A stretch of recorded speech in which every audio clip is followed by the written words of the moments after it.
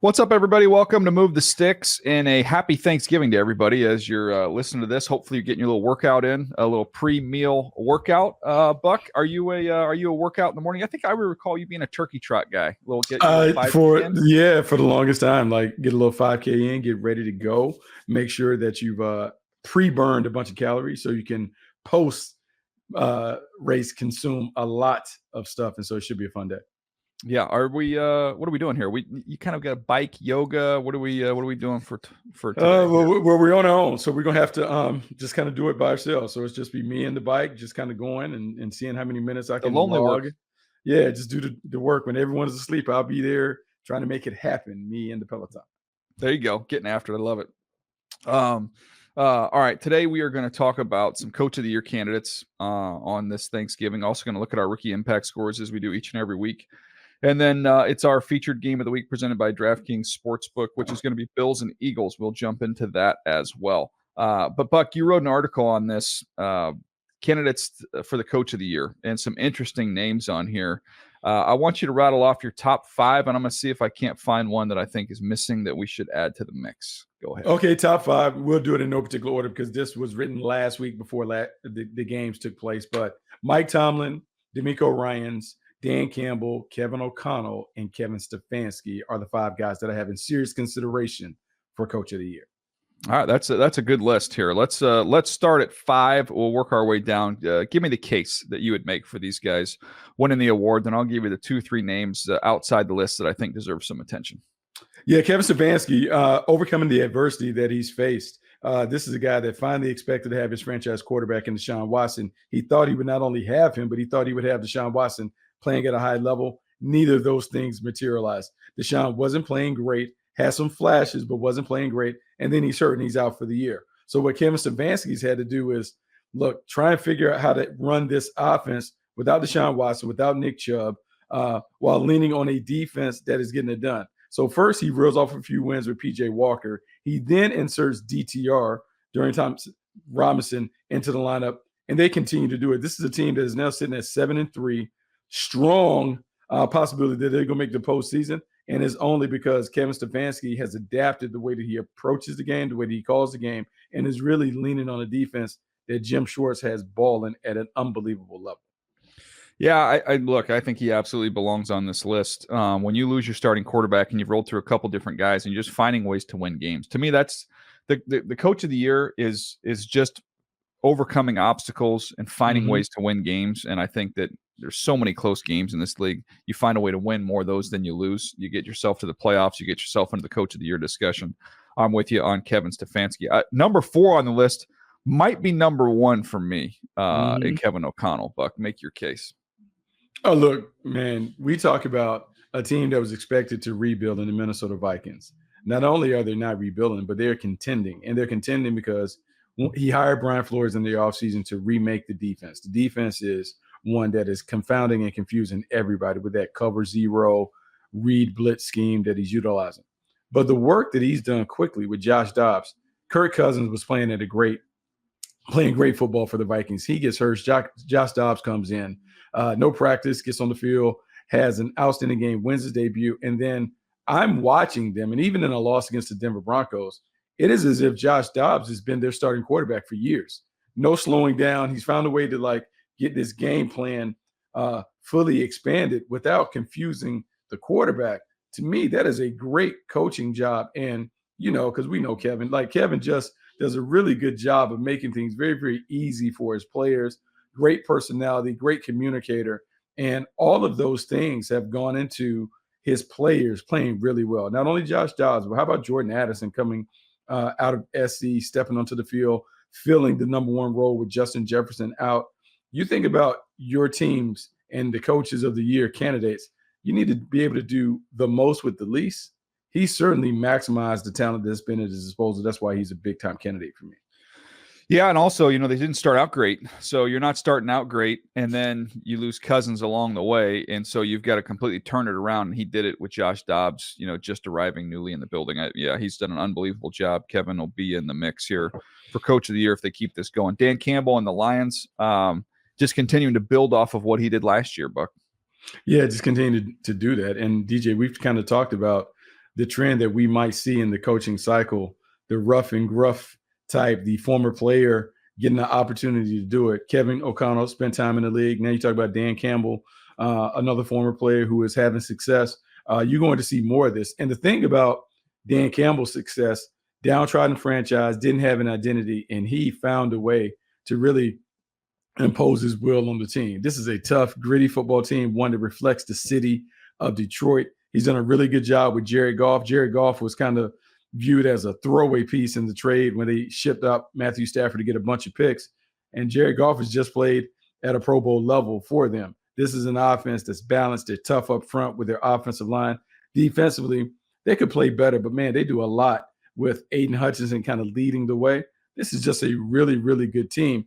And what I love about it is he's built this team in the mold of the San Francisco 49ers, the Philadelphia Eagles, teams that are solid at the line of scrimmage, and they play a style that lasts the test of time. And so the Detroit Lions, I mean, people may view them as a flash in the pan, but when you look at them, they're built for the long haul because that offensive line and that building defensive line is coming, and they got skilled players and a quarterback that gives them a shot to be good for a long time. Yeah, they're playing a lot of young players, which to me is a good sign of coaching that you're getting those guys up and ready, and they're getting impact from those guys each and every week. You look at them in the close ball games being bold. Think about the game I saw with the Chargers. Go for it on fourth down when you're already in field goal range to put the game away.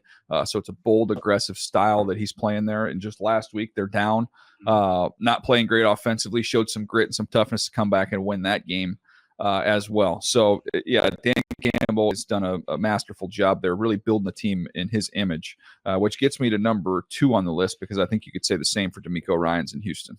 Yeah, another one. You know, talking about, a two-time Pro Bowler, quickly ascends to be a defense coordinator, now as a head coach. The Houston Texans were thought to be a team that would be playing for a lottery pick. Like, how high are they going to finish when it comes in the draft class? What is that pick going to look like for the Arizona Cardinals and stuff?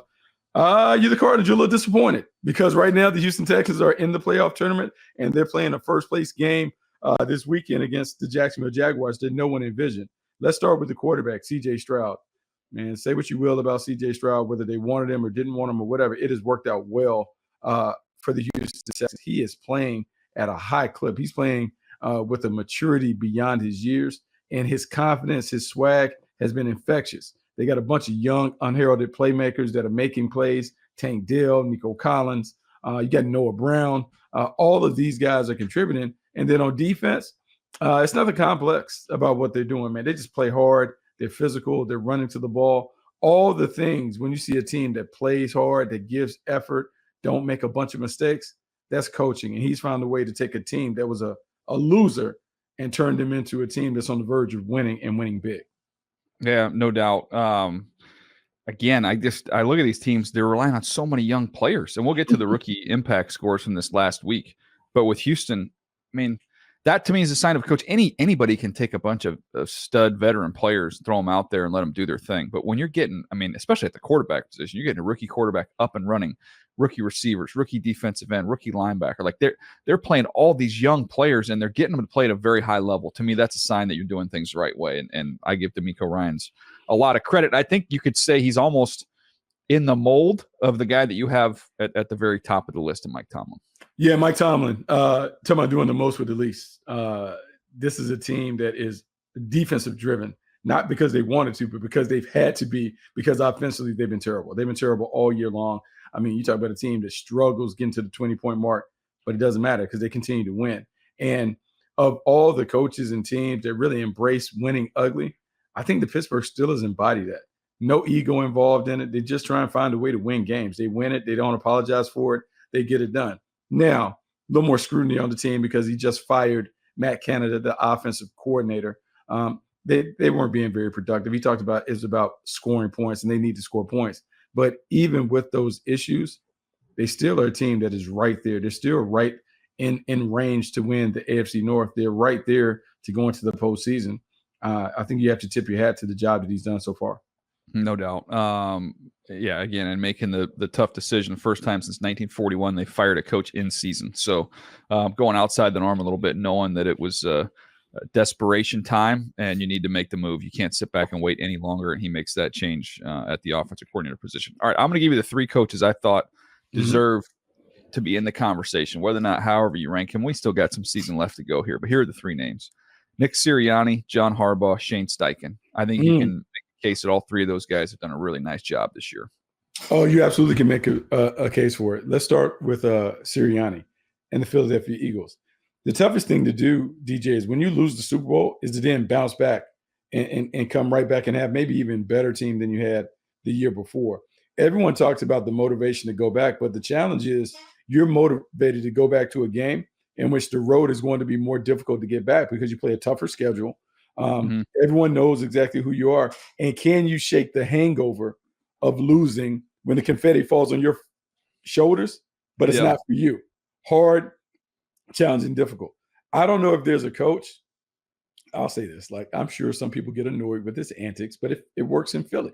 He's a little cocky, a little borderline. Did you see him running off the field? Did you see the video of him running off the field? I've seen him take those victory laps. I also know that the last person that took victory laps was John Gruden for the Raiders. I remember that. That didn't end well. So, but look, it's worked. It works for them. You talk about the young players that are playing. He's done a really good job of getting young players kind of fit into the program while also leaning on those veterans. He's just a really good coach, man. I give him a ton of credit. We talked about that in introductory presser where it didn't start well, but it's certainly ending well for the Philadelphia Eagles because they have a really, really good coach. Yeah, he's got an edge to him, and I think you see that in the way they play too. Even though he's an offensive guy, I think his personality transfers over to the defense a little bit. The cockiness works. The little swag, the cockiness, and all those things work when it's authentic. And I think it's authentic. The other thing I would say is don't underestimate the fact that he won at a high level. I think he played at Mountain Union. I believe so. Yeah, they won a lot of games, and so he understands what it should look like, even though it's different. But he's been around winning coaches. He's been able to impress upon that on the Eagles. And, man, they're just a competitive group, and he is in lockstep with the quarterback. He and Jalen Hurts keeps this train running. This is a really good team in Philly. No doubt. And then how about Harbaugh? To me, I think they might be the best team in the NFL. Just studying them, getting ready for this game, they're really good, man. They're a really good football team. You know, it's funny because they just kind of always are there. Like it doesn't always look pretty. It's, they're undergoing an offensive makeover. They're now putting the ball in the hands of Lamar Jackson more, but as a thrower as opposed to a runner. And they're finding ways to win games. This defense, I mean, we talk about it, DJ, and you've kind of shed light on them as it comes to a philosophical standpoint. They put their money in the back end. They worry about coverage more so than rush, and they feel like they can manufacture the pass rush, and they've been able to do it. Mike McDonald is an underrated coach who should be a head coaching candidate because the job that he's done in terms of individually putting Cal Van Noy and Justin Madubuike and all these other guys in positions to get sacks just based on their individual talent, he's done a really good job. This is a solid overall team. The only thing that I worry about with them, of their 3 losses, all of them have come with like blown leads. So I don't understand why a team like that has not been able to close it out. They need to figure that out because I would hate to see that come and kind of be their undoing in a critical game down the stretch. No doubt. And then finally, Shane Steichen, we talked about him the other day. Indianapolis, the schedule's favorable. They're sitting right there. They're another team that nobody talks about the fact that he was a rookie, but they lost their quarterback early portion of the season. And here they are. They're right in the mix to get into the postseason and with a outside chance to win the division. Yeah, outside chance to win the division. And the reason why his job is so impressive is because he lost a rookie quarterback and he's working around the quarterback that he has who has limitations. Gardner Minshew has limitations. And so what they've done is they found a way to keep him on a pitch count without Gardner Minshew knowing that he's on a pitch count. And so they've committed to running the football. Gus Bradley has the defense playing fast. They recently let go of Shaq Leonard, but it was a blip. I can appreciate coaches when they can have those hard conversations with great players who are no longer playing well. He was not afraid to pull them out the lineup. To me, man, that's what coaches have to do. You got to make those $1 million decisions. What are we going to do that's for the best of the team, the betterment of the team? And he's done that over and over again, which is why this team is right in the hunt. All right, let's go through this rookie impact score for this last week real quick, and then we'll take a break and come back with our game of the week. But this week, the top rookies, according to the little index that we put together here, which, again, takes into account production and playtime. Tank Dell at the top of the list, Jaden Reed, Jahmyr Gibbs, Puka Nacua. How about this? Tommy DeVito, the quarterback for the Giants, played well. Mm. Brian Branch, we get a couple defenders on the back end, Brian Branch and Jair Brown. I want to talk about Jair Brown for a second because he's going to be playing a big role for the Niners now that Talanoa Hufanga is out for the year. I went back and looked up my notes, Buck. He was my top safety. He was my 66th overall player. It wasn't a great safety draft last year. He ended up being the 87th pick. So he only ran 4.65. Again, we say this every year on the safety front. I don't get super carried away with the 40 on the safeties. So 5'1", 203, 31 and a quarter arms, ran 4.65. He's a former corner, high character, middle of the field, deep half. He's got range. He had 4 picks. He can drop down the box if you need him to. He can shed guards.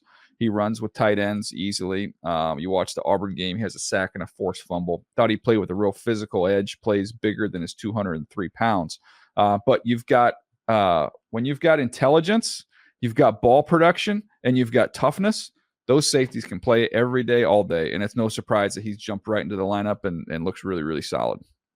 He does look really solid. And what I remember going back to him was he was the takeaway king, affectionately called that at Penn State. Yeah. When you went back and looked at all of his stuff, he always had a knack for being around the ball.